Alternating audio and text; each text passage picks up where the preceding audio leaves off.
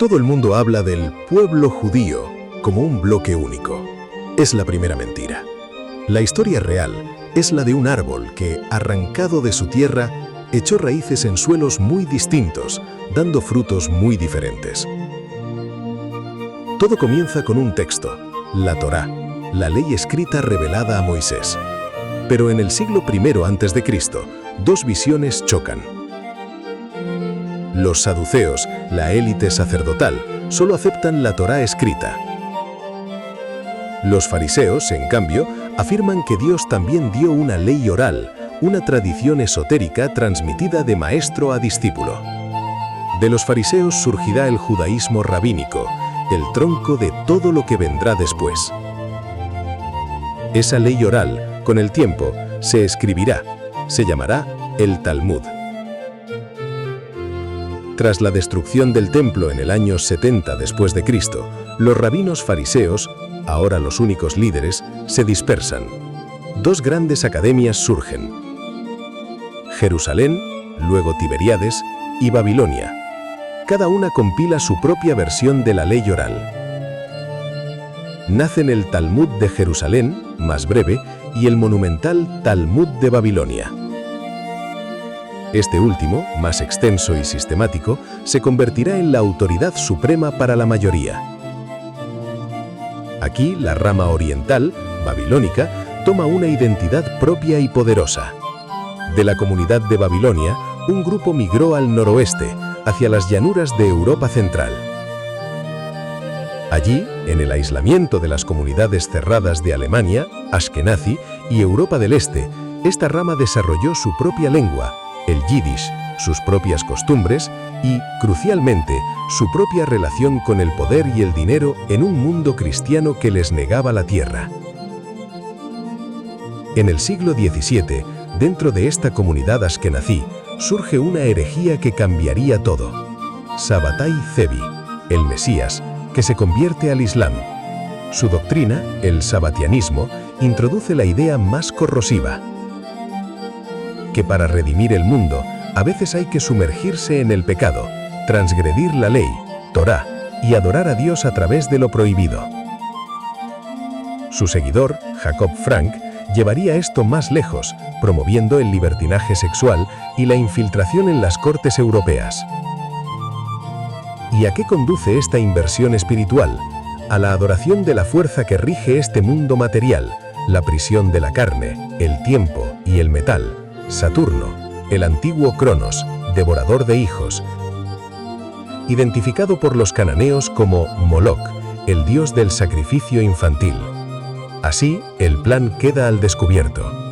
No se trata de un Estado judío para el pueblo judío. Los Rothschild, los herederos espirituales de Frank, como red de poder para construir la Torre de Babel moderna, un gobierno mundial tecnofeudal donde ellos son la nueva aristocracia sirviendo a su dios, Saturno, el amo del tiempo y la materia. Paralelo al camino legal del Talmud, corre un río subterráneo, la Cábala, la tradición mística. Su texto fundacional, el Zohar, aparece en la España del siglo XIII. No es un libro de leyes, es un mapa del universo divino, de la lucha entre la luz y la sombra, de la naturaleza dual de Dios. Aquí se introducen conceptos como el Tikkun, reparación del mundo, y el Ein Sof, lo infinito. Este misticismo fue acogido con fuerza por los sefardíes en España y luego en Oriente. Los rabinos talmudistas de Lituania, en cambio, lo veían con recelo. Y el resto de las ramas del árbol, los sefardíes, los mizrajíes, los judíos de Caifén e incluso los judíos ortodoxos anticionistas, como los Neturei Karta, ¿qué son para esta élite? O son víctimas a usar como escudo humano, o son traidores a su visión materialista y deben ser silenciados. Su lucha no es por el judío, es por su propio poder disfrazado. Visto esto, el mapa queda tal que así: sefardíes, Mediterráneo, herederos del Talmud de Babilonia y crucialmente de la Cábala del Zohar. Su judaísmo es legalista, pero impregnado de misticismo mediterráneo. expulsados de España en 1492. Mizrajíes, Oriente, los que nunca salieron de Babilonia y Oriente Medio.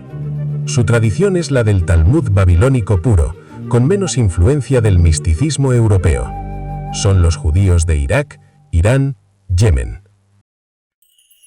Ashkenazis, Europa Central, Este. La rama que se aísla en Europa. Su gran centro fue Lituania.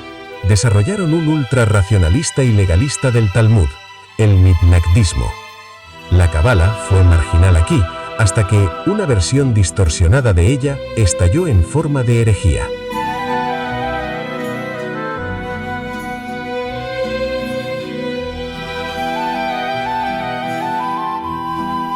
Si una élite busca gobernar el mundo, primero debe gobernar la historia, la ciencia y la fe. Debe cortar al hombre de sus raíces, de su memoria y de su Dios verdadero. Para ello, se necesitan mentiras fundacionales, grandes narrativas que reemplacen la verdad por una ilusión útil. En el corazón del mundo antiguo existía el faro del conocimiento, la Biblioteca de Alejandría. Allí se custodiaba la historia de las civilizaciones, la ciencia, la filosofía. Su destrucción por el fuego no fue un accidente, fue una amnesia programada. Con ella se perdió el rastro de los orígenes, de las cronologías verdaderas, dejando un vacío perfecto para reescribir el pasado. ¿Quiénes tenían interés en que los pueblos olvidasen su propia historia? Aquellos que sin tierra hacían de la narrativa su territorio. El historiador judío helenizado, Flavio Josefo, ya reescribía la historia judía para consumo romano, pero la gran operación vino después. De la diáspora judía helenizada, en ciudades como Tarso y Alejandría, surgieron personajes que fabricarían las nuevas religiones. Filón de Alejandría, un filósofo judío, fusionó el pensamiento hebreo con el platonismo griego, creando el caldo de cultivo. Y luego está la figura de Pablo de Tarso, un judío helenizado, fariseo, que jamás conoció a Jesús físico, pero que, tras una supuesta visión, construyó toda la teología cristiana sobre bases gnósticas y paulinas, alejándola del judaísmo original de Jesús y, crucialmente, desvinculando a los creyentes de la ley dada por el Dios creador, para sustituirla por la fe en un intermediario. ¿Fue Pablo un agente de la sinagoga para diluir la amenaza de un mesianismo judío disidente? ¿Existió siquiera o fue un personaje ficticio que sirvió a la causa? Su creación, el cristianismo paulino, se convirtió en la gran prisión espiritual de Europa. Un Dios lejano y celoso que ocultaba al verdadero Dios de amor y creación. Con el alma europea encadenada a una fe distorsionada, llegó el ataque a la percepción física del mundo. Durante milenios, el hombre sabía que la Tierra era el centro estable de la creación, el escenario de la vida, con el firmamento girando a su alrededor. Hasta que un canónigo católico, Nicolás Copérnico, publicó su teoría heliocéntrica. ¿De dónde sacó la idea? De antiguos textos herméticos y de astrónomos islámicos y judíos, como los de la escuela de Maraga. Pero quien la impuso con matemáticas fue Isaac Newton. Newton, un obsesionado con la alquimia, la cronología bíblica y la cábala. Newton pasó décadas calculando fechas del Templo de Salomón, buscando patrones ocultos. Su física no era pura ciencia, era una matemática para un universo mecánico, muerto y desacralizado, que expulsaba a Dios de su creación y ponía al Sol, un ídolo pagano, en el centro.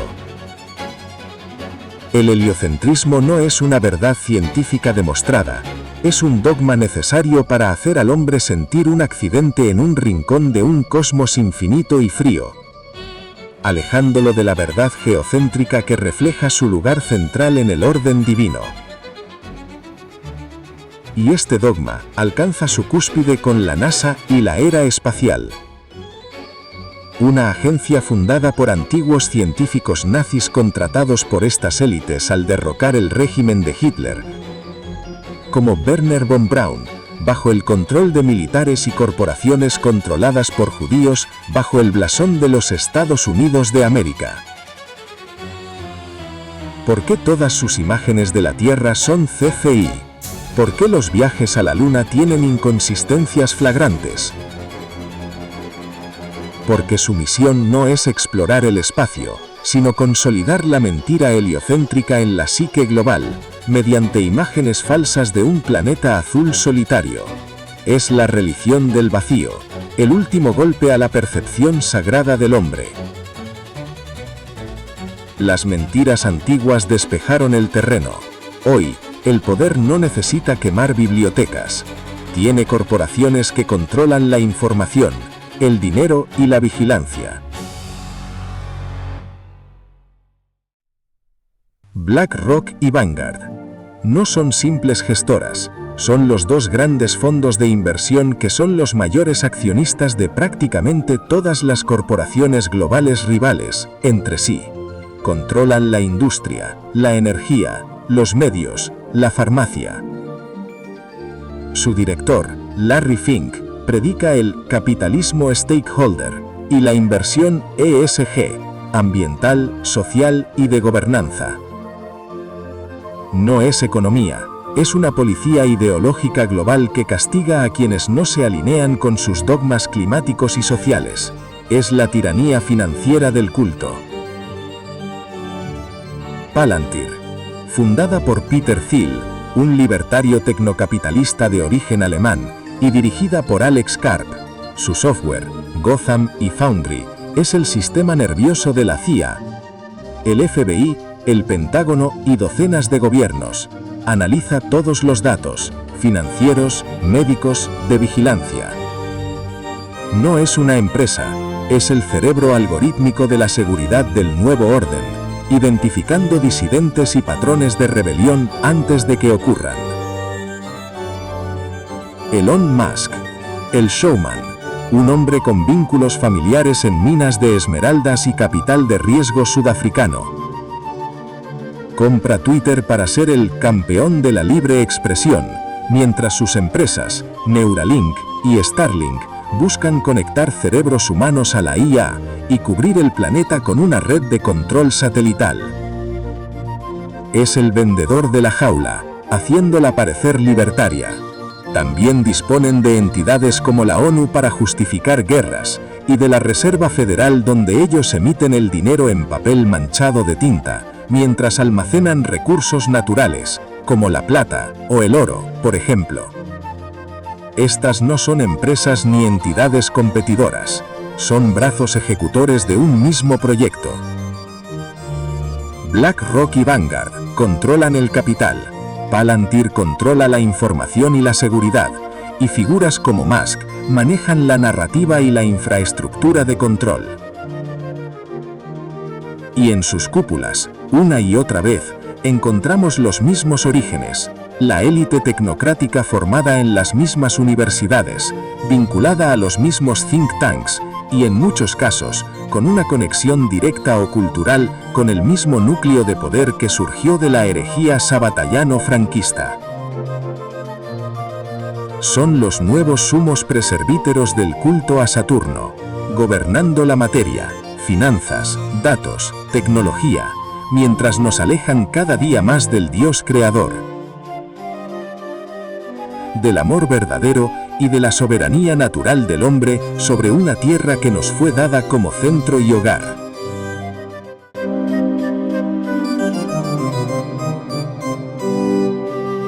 En la nación que se erigió como faro de la libertad, un patrón se repite con inquietante regularidad.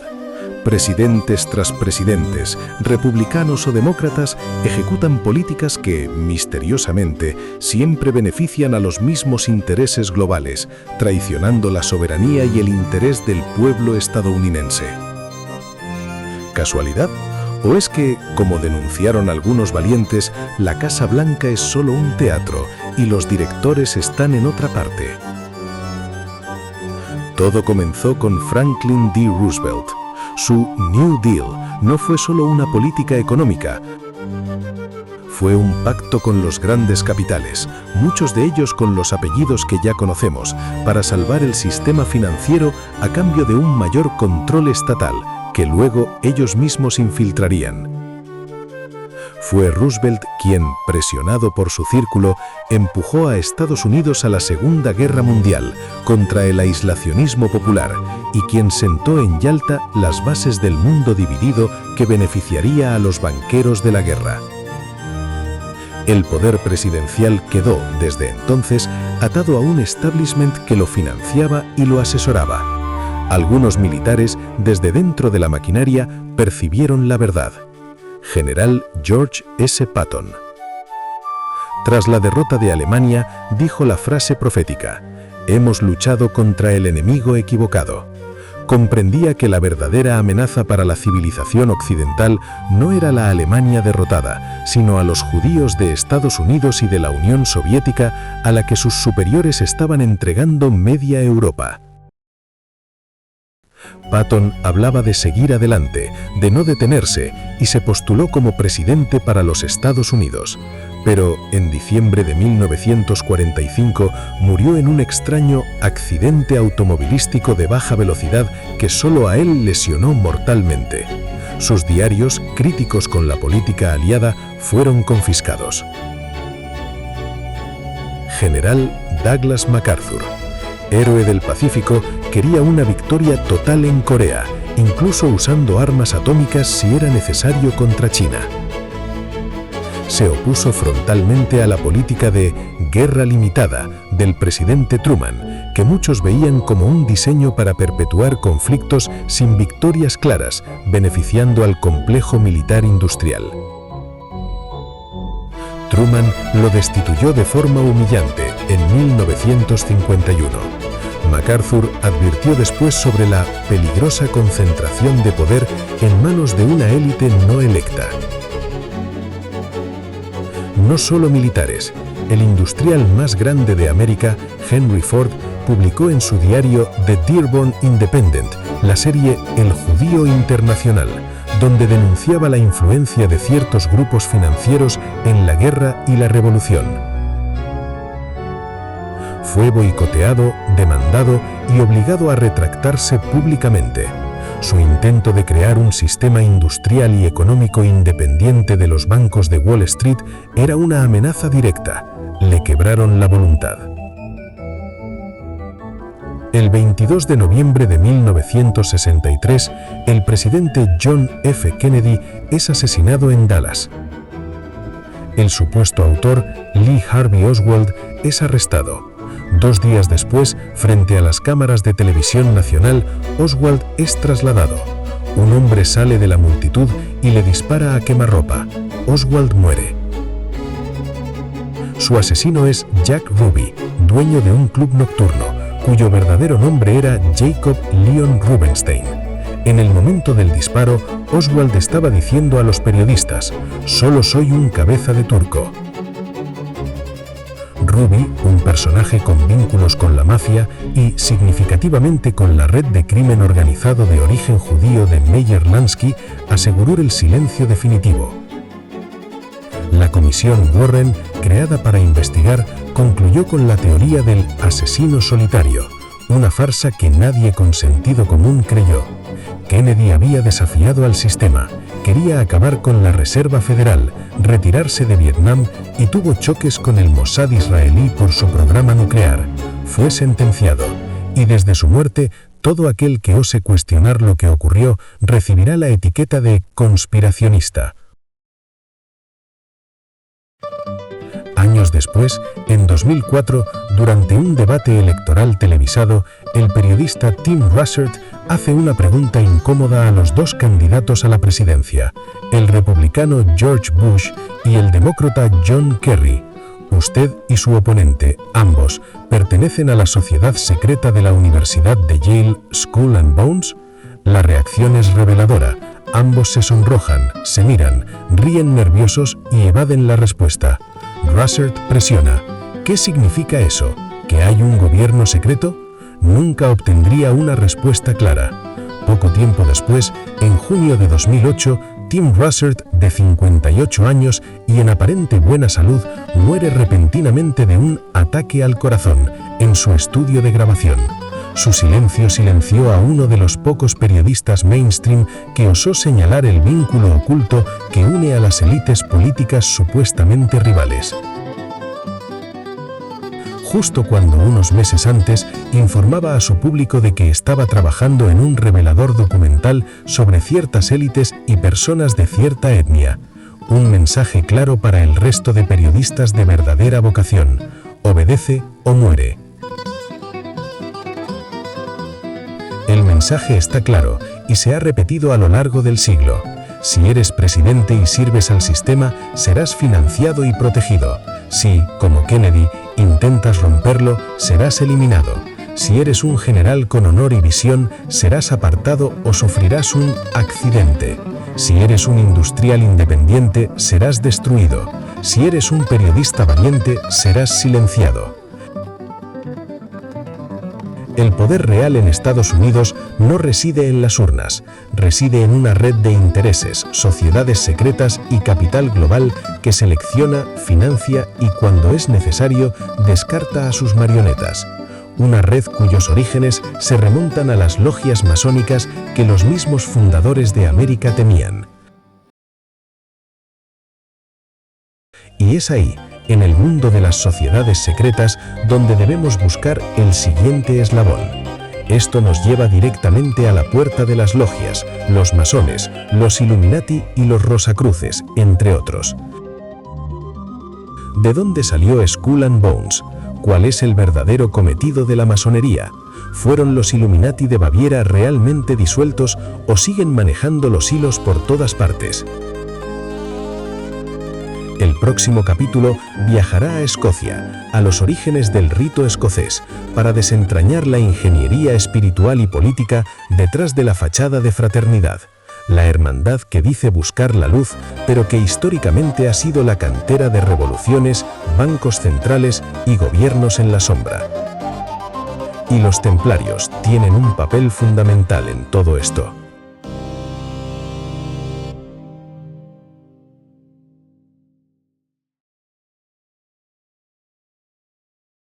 Tras las muertes convenientes y los presidentes marionetas, surge la pregunta inevitable: ¿quién teje la red?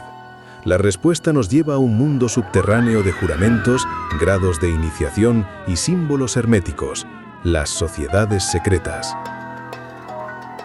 No son clubes sociales, son centros de reclutamiento, adoctrinamiento y distribución de poder para el proyecto global. Para entender su función, debemos cartografiar el laberinto. Dos corrientes alimentan todas las demás. Primero, la masonería, francomasonería, la más grande y visible. No es monolítica y tiene dos ramas principales: Rito de York, masonería azul o simbólica. Grados primero al tercero, aprendiz, compañero, maestro. Fachada pública, filantropía local, networking local. Función: reclutar personas influyentes a nivel local, abogados, empresarios, policías y probar su lealtad. Luego tenemos el rito escocés antiguo y aceptado, 33 grados, el núcleo del poder. Los grados superiores, del cuarto al 33avo, enseñan filosofía oculta, cabalá, gnosticismo y la doctrina luciferina de la luz. Lucifer igual a portador de luz. Su sede mundial es el Supremo Consejo de la Jurisdicción Sur, en Washington, D.C. Función: formar la élite administrativa y espiritual del sistema. De aquí salieron y salen políticos de alto nivel, jueces, generales y directores de agencias. Su objetivo declarado es el progreso de la humanidad hacia un gobierno mundial racional, la República Universal. La segunda corriente es la Rosacruz, menos política, más esotérica. Se centra en el hermetismo, la alquimia espiritual y la magia ceremonial. Es la depositaria de la tradición gnóstico-hermética que alimenta la espiritualidad de las otras sociedades. Función: proporcionar el sustento espiritual y simbólico al proyecto. Conecta la cábala con el misticismo egipcio y griego. Muchos altos masones son también rosacruces. Sobre ese sustrato masónico rosacruz se construyen logias más específicas y potentes. Skull and Bones, la Orden 322, Universidad de Yale, la logia universitaria más infame. Recluta a hijos de la élite, Bush, Kerry, etc., desde Yale. Rituales con simbolismo de la muerte, necrofilia simbólica, el enterramiento y renacimiento. Su función: crear vínculos de lealtad inquebrantable entre los futuros líderes de la política, inteligencia, CIA y finanzas. Es una hermandad de por vida donde se comparten secretos y agendas. Es el club de reclutamiento de la aristocracia gobernante estadounidense. Bohemian Club, California, donde la élite se relaja y conspira. Reunión anual en el Bohemian Grove, con su ritual secreto más famoso, la cremación de los cuidados, ante un gigantesco búho de piedra, símbolo de Moloch o Minerva. Asisten presidentes, banqueros, magnates de medios y militares. Su función: coordinación informal y forja de acuerdos entre las distintas ramas del poder, política, corporativa, militar, en un entorno de total discreción. Club Bilderberg. No es una logia secreta al uso, pero opera con sus reglas. Reunión anual privada de unas 130 personas, líderes políticos occidentales, dueños de medios, banqueros centrales, CEOs. Su función en este caso es consensuar y alinear la política global al margen de los parlamentos y la opinión pública. Es el directorio político del nuevo orden. Deciden cuál será el próximo paso. Más allá de la política y las finanzas, el proyecto necesita estrategia a largo plazo y control de la fuerza.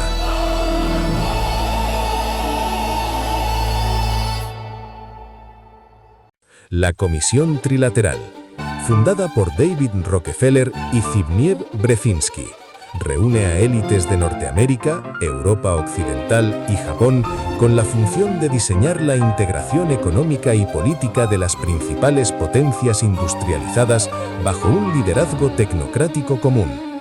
Es el brazo ejecutivo del globalismo. Los Caballeros de Malta, S.M. y los Jesuitas, el brazo vaticano de la red. La Orden Militar y Hospitalaria de Malta es un Estado soberano sin territorio, con vastas conexiones diplomáticas, de inteligencia y financieras. Los jesuitas, la orden militar del Papa, son maestros en infiltración educativa y teología política. Sus funciones: proveer una base de legitimidad histórica, red diplomática y marco moral a menudo pervertido para las acciones del conjunto. Conectan el poder temporal con la antigua autoridad espiritual de Roma. Cambian nuestra cosmogonía con satánicas intenciones. Los Hermanos de la Promesa, Oath Keepers, y logias policiales y militares no son globalistas, pero son infiltradas o creadas como contrapeso controlado. Agrupan a militares y policías veteranos con ideología patriotera. Como función, canalizan y controlan el descontento de la base social hacia enemigos designados, evitando que se dirija contra la verdadera élite. Son la válvula de seguridad controlada del sistema. Son el cuerpo de seguridad de los demonios, lo que los convierte en otros. ¿Cómo se conecta todo? El rito escocés es la clave. Fue sistematizado en el siglo XVIII, pero sus raíces se remontan a los masones operativos escoceses y a los caballeros templarios refugiados en Escocia tras su disolución. Los templarios acusados de herejía, habían absorbido conocimientos cabalísticos en Oriente y adoraban a Baphomet, la figura andrógina de la unión de opuestos. Este es el núcleo, una espiritualidad sincrética y oculta que une la cábala judía, el gnosticismo cristiano y el paganismo bajo la meta de la iluminación luciferina. De Escocia, este conocimiento llegó a la masonería continental y alimentó a los Illuminati de Baviera de Adam Weishaupt, cuyo objetivo explícito era derrocar monarquías y religiones para establecer un nuevo orden secular. Aunque, suprimidos, sus ideas se infiltraron en la masonería de alto grado.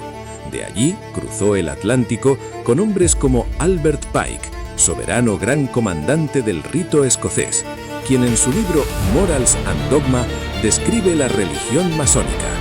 La masonería es una religión luciferina. Pike también coordinó la estructura de las logias confederadas y unionistas durante la Guerra Civil estadounidense, mostrando que el poder verdadero jugaba a ambos lados.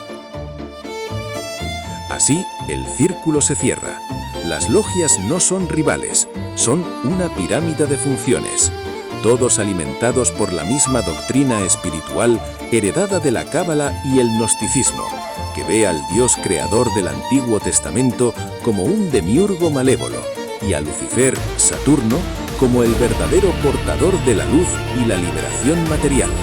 Es la institucionalización de la herejía sabatayano-franquista.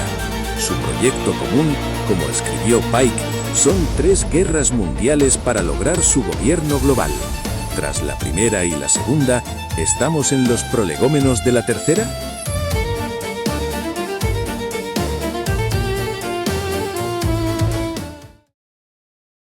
Hemos identificado a los arquitectos y su espiritualidad invertida, pero ¿cómo logran que miles de millones de personas, de naciones enteras, marchen obedientemente hacia su proyecto global, creyendo incluso que luchan por su libertad? La respuesta no está en la fuerza bruta, sino en un mecanismo psicológico e histórico perfectamente engrasado: la ingeniería social. Y su herramienta maestra es una perversión de la filosofía de Hegel, la dialéctica como arma. El filósofo alemán Georg Hegel describió un proceso de evolución histórica. Una idea, tesis, genera su opuesta, antítesis, y del conflicto nace una nueva idea superior, síntesis. La élite ha convertido esto en un manual de manipulación. Un ejemplo claro es la Guerra Fría. Como tesis tenemos al capitalismo liberal estadounidense, como antítesis el comunismo soviético. Un conflicto es generado mediante la carrera armamentística, el espionaje y las guerras proxy. Como resultado, esta es la síntesis impuesta: un mundo unipolar tras la caída de la URSS, con un capitalismo globalizado sin contrapeso, leyes internacionales que anulan la soberanía y la OTAN expandiéndose. Esto no es teoría, es un patrón documentado. Revolución rusa. Banqueros de Wall Street como Jacob Schiff, Kuhn Loevico, financiaron a los bolcheviques, creando la antítesis comunista que aterrorizaría al mundo durante 70 años. Guerras mundiales. La misma élite financiera prestó dinero a Alemania para su rearme y a los aliados para combatirla. El resultado, síntesis, fue la destrucción de las naciones europeas soberanas y el surgimiento de la ONU y el FMI. Política moderna. George Soros financia la agenda globalista progresista, Open Society. Al mismo tiempo, figuras como los hermanos Koch o ciertos fondos financian think tanks neoconservadores. Parecen enemigos, pero ambos impulsan guerras en el extranjero y políticas que erosionan el Estado-nación. Son los 2 caballos del mismo carro tirando de la sociedad hacia el precipicio planificado. Para aplicar la dialéctica se necesita una chispa, la crisis. La fórmula es simple y cíclica. 1. Crear el problema o permitir que ocurra. Una amenaza, real o exagerada, pandemia, ataque terrorista, colapso financiero. 2. Esperar la reacción de pánico y demanda de soluciones por parte del público. Y 3. Ofrecer la solución prediseñada, que siempre implica ceder libertades y transferir poder a la élite. Varios ejemplos podemos poner donde observamos este mismo patrón. 11S. Problema. Miedo y patriotismo. Reacción. ¿Y cuál es la solución? Exacto. Guerra en Oriente Medio. Eso en el apartado bélico. En el financiero observamos un ejemplo claro, la crisis financiera de 2008. Con ese problema, el pánico económico fue la reacción, y los rescates con dinero público a los bancos, una mayor deuda soberana y austeridad para los civiles, la solución. En cuanto a lo sanitario y lo que tiene que ver con nuestra propia salud, el problema se presentó como COVID-19, la reacción fue el miedo sanitario, y la solución se acabó traduciendo en estados de alarma, pasaportes sanitarios, control de movimientos y censura. Sea como sea, siempre ganan y nosotros perdemos. Pero todo este mecanismo, toda esta ingeniería, apunta a un objetivo más profundo que el poder político o económico. Apunta a reescribir la naturaleza humana misma. Es una guerra contra la ley natural. ¿Qué es la ley natural? Es el orden objetivo inscrito en la creación. Es la ley del creador. Se basa en verdades autoevidentes y perennes. La vida es sagrada. La familia, hombre y mujer, es la unidad base de la sociedad. La nación es la extensión natural de la familia. La propiedad privada es un derecho. La verdad es objetiva. La dialéctica y las crisis se usan para atacar cada uno de estos pilares. Contra la vida, promueven el aborto, la eutanasia, la ideología de género que niega la biología. Crean la tesis, derecho a elegir, y la antítesis, fanatismo religioso, para imponer una síntesis de desvalorización total de la vida humana. Contra la familia, atacan la figura paterna, promueven la homosexualización de la sociedad, la hipersexualización de los niños, la tesis, familia tradicional opresora, y la antítesis, homofobia, llevan a la síntesis, individuos aislados, sin raíces, dependientes del Estado. Contra la nación, fomentan la inmigración masiva descontrolada, el multiculturalismo forzado, la deconstrucción de la historia patria, tesis, nacionalismo es fascismo, y antítesis, racismo, para lograr la síntesis, masas desarraigadas, sin identidad, ciudadanos del mundo. Contra la verdad, controlan los medios, promueven el posmodernismo, tu verdad versus mi verdad, la censura, tesis, noticias falsas y antítesis, teorías de conspiración. Para imponer la síntesis, solo su narrativa oficial es aceptable. Su poder es ilusorio, depende de que no veamos el mecanismo. El antídoto es la conciencia. Paso 1. Identificar la dialéctica. Cuando veas un conflicto que divide salvajemente a la sociedad, raza, género, política, pregúntate, ¿quién se beneficia de esta división? ¿Qué solución global se está proponiendo? Paso 2. Rechazar las falsas opciones. No caigas en la trampa de elegir entre la tesis o la antítesis que ellos ofrecen. Busca la opción que defienda la ley natural, que suele ser callada, proscrita y ridiculizada por ambos bandos del sistema. Paso 3. Reconectar con lo real. La familia, la comunidad local, la fe en el Creador, no en la religión corrupta, el trabajo honrado, el amor por tu tierra y tu pueblo. Esto crea islas de soberanía e inmunidad psicológica contra su ingeniería. Paso 4. Crear estructuras paralelas. Educación en casa, trueque, medios alternativos, comunidades autosuficientes. Debilitarles desconectando de su sistema. Su nuevo orden mundial no es inevitable. Es un castillo construido sobre la arena movediza de nuestras mentes manipuladas. Comprender su juego dialéctico es el primer acto de liberación, y al aferrarnos a la ley natural, a las verdades eternas que ellos intentan borrar, encontramos no solo la resistencia, sino el plano mismo de un mundo verdadero, que yace esperando bajo los escombros de su mentira.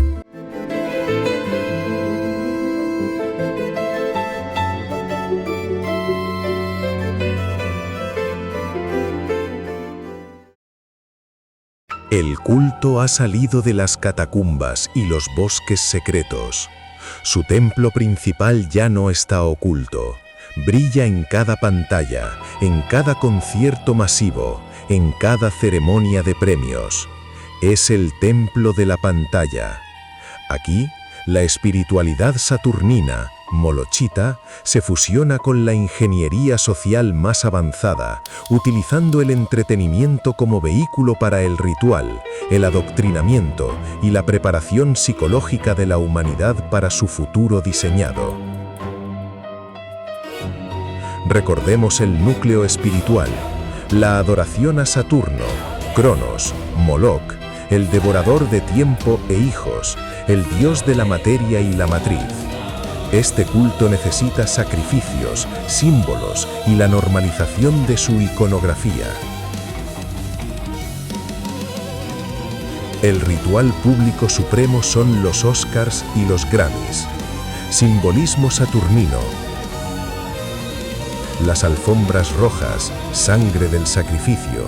El trofeo, el hombre dorado, el ídolo.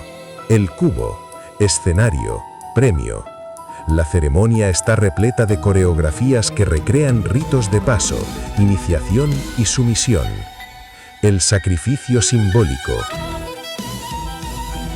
Las caídas en desgracia públicas, los discursos políticos obligatorios, la humillación ritual de algunos para exaltar a otros. Es el coliseo moderno donde se sacrifica la dignidad y la individualidad en el altar de la fama. Pero Hollywood no solo entretiene, prepara. A esto se le llama programación predictiva, insertar en la ficción narrativas específicas que cuando ocurran en la realidad, la población las acepte con menos resistencia porque les resultan familiares. Pongamos ejemplos inequívocos. Si hablamos de pandemias, podemos poner como ejemplo la película Contagio, del año 2011.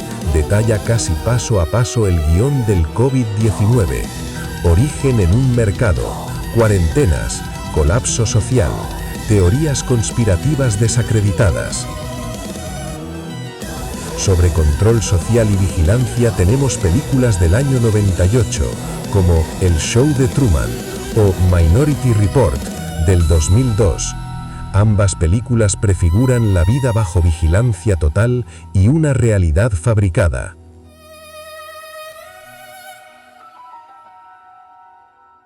En cuanto a distopías tecnocráticas, The Circle o Black Mirror son claros ejemplos de la aceptación social de la vigilancia, la desaparición de la privacidad y de la vida digitalizada. También hay películas sobre desastres naturales como 2012 o Elysium. Son varias capas de preprogramación. Más allá de las historias está el lenguaje simbólico del culto, insertado en videoclips, portadas de álbumes y modas. En logos de grandes estudios, en portadas de álbumes de rap y pop, Baphomet y la androginia, promovida como fluidez de género. La destrucción de los arquetipos masculino y femenino naturales es un objetivo espiritual del culto. Artistas actuando como médiums en trance, coreografías que recrean rituales de magia del caos, simbolismo de muertes y resurrecciones, el culto a la muerte y lo grotesco normalizando lo oculto, lo vampírico, lo necrofílico, en series y moda juvenil. Es la inversión estética que acompaña a la inversión espiritual. El cine moldea los ideales de una sociedad, pero ¿qué ideales promueve? El héroe desarraigado y globalista. El superhéroe ya no defiende su nación o su pueblo, defiende el mundo, bajo una autoridad global. Es el súbdito perfecto del nuevo orden. La destrucción de la familia y la paternidad. Padres ausentes, ineptos o malvados como norma. Familias alternativas presentadas como superior a la natural. Es la atamija al arquetipo del padre, paralelo al ataque al Dios Padre. El villano como espejo.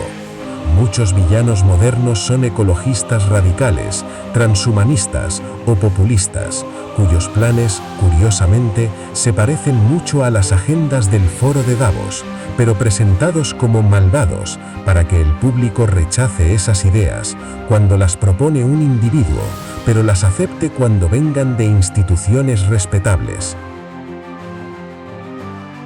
El punto álgido es el rito de masas contemporáneo, el concierto de pop o el espectáculo deportivo. Miles de personas sincronizadas, emociones dirigidas, adorando a un ídolo en el escenario. Es la canalización de energía psíquica, un concepto ocultista, hacia los símbolos y los sacerdotes, artistas del culto. Coreografías saturninas, simbología oculta en el escenario, artistas actuando como hierofantes. No es entretenimiento, es un servicio religioso de la nueva era. Bajotonos, letras subliminales, frecuencias que alteran el estado de conciencia. La música moderna, especialmente el pop y el hip hop comercial, está diseñada para crear dependencia, pasividad y receptividad a la programación. Así, el círculo se cierra. Lo que comenzó como una herejía secreta en las sombras de Europa del Este, ahora se transmite a través de satélites a cada hogar. El sacrificio a Moloch ya no es de niños físicos, sino de la atención, la energía vital, la inocencia y la cordura de miles de millones. Nos sentamos en nuestros sofás creyendo que somos espectadores libres, sin darnos cuenta de que somos la congregación en el mayor templo saturnino jamás construido, asistiendo en directo a nuestro propio ritual de preparación para el sacrificio final. La entrega de nuestra humanidad en el altar del gran reinicio. Pero conocer la naturaleza del templo es el primer paso para salir de él.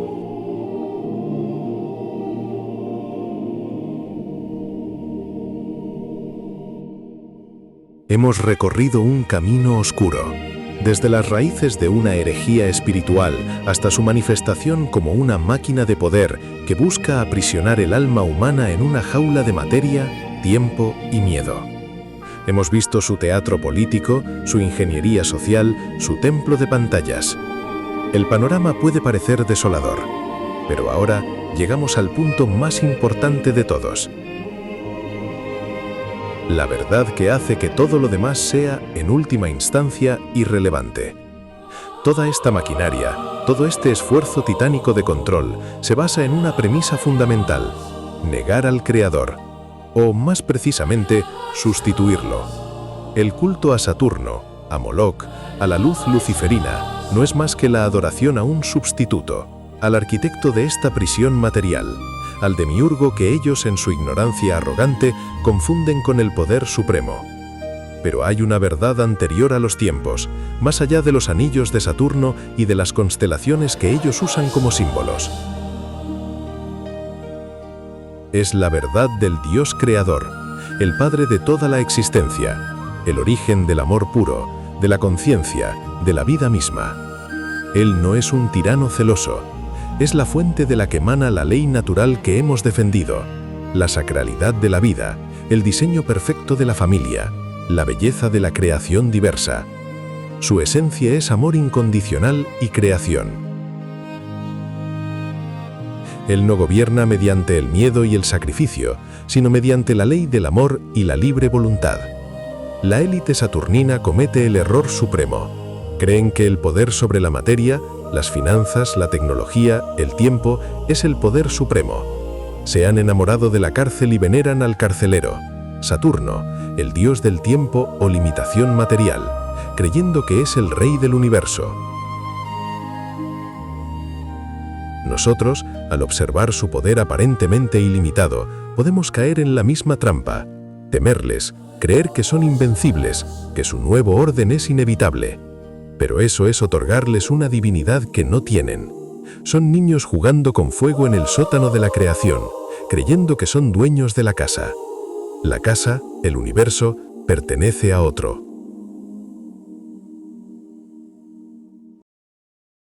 Por tanto, nuestra estrategia no puede ser solo resistencia, debe ser reconexión. Aprender de ellos, sí, como aprendemos de la sombra para valorar la luz. Ellos nos muestran con horrible claridad hacia dónde conduce el camino del ego, la materia y la separación del Creador. Pero abrazar lo opuesto. Si su fuerza es el miedo, la nuestra debe ser el valor nacido de la fe. Si su herramienta es la división, la nuestra debe ser la unión basada en el amor por lo propio. Si su Dios es el tiempo que consume, nuestro Padre es la eternidad que da vida. No luches contra la oscuridad con más oscuridad, ilumínala. ¿Y cómo se enciende esa luz? 4 simples acciones. Primero, amar, de verdad, a tu familia, a tu prójimo, a tu pueblo, a la creación. Ese amor no es debilidad, es la fuerza cohesiva más poderosa del universo, la que ellos no pueden replicar ni entender. Segundo, crear. En lugar de solo consumir su cultura de muerte, crea belleza, arte, música, huertos, familias sólidas, comunidades. Crea vida. Tercero, orar o meditar. Conéctate directamente con la fuente, sin intermediarios corruptos. Pide discernimiento, fortaleza y amor. La oración sincera es un acto de soberanía espiritual que desarma sus hechizos. Y cuarto, desconectar. De su narrativa, de su ritmo de pánico, de sus distracciones vacías. El silencio y la introspección son terrenos fértiles para escuchar la voz del Creador. Ellos operan bajo una ley pervertida. Sacrifica para obtener poder. El universo verdadero opera bajo una ley simple y profunda. Siembra y cosecharás. Si siembras amor, bondad y verdad en tu vida, aunque sea en el más pequeño de los gestos, el universo, reflejo del Creador, te lo devolverá multiplicado. No como una transacción mágica, sino como la consecuencia natural de alinearte con la corriente misma de la creación. Tu protección no será un búnker ni un arsenal, será un corazón lleno de amor y una vida alineada con la ley natural. Eso crea un campo energético, una inmunidad espiritual que sus vibraciones de miedo y caos no pueden penetrar. Es por eso que los verdaderos santos, los amadores puros, son intocables. Han encontrado la llave para salir de la prisión saturnina. Su nuevo orden mundial es la última y más desesperada pirámide de un culto moribundo a la materia. Es un sueño de barro que la marea de la conciencia despierta barrerá. Nuestro destino no es ser siervos en su distopía tecnocrática. Nuestro destino, individual y colectivo, es recordar quiénes somos realmente, no meros consumidores o ciudadanos globales, sino hijos e hijas del Creador, co-creadores dotados de libre albedrío y amor, destinados a vivir en armonía con su obra. Este documental no es un final, es un despertador. Suena en la noche oscura. Tú decides si lo apagas y vuelves a dormir en el sueño de Matrix, o si te levantas, abres la ventana y miras hacia la primera luz del amanecer. Un amanecer que no pueden controlar, porque pertenece a Dios. La batalla no es suya, ni nuestra, es del amor contra el miedo. Y el amor ya ha ganado. Solo debemos alinearnos con el bando victorioso. Despierta, ama, crea. El mañana te pertenece.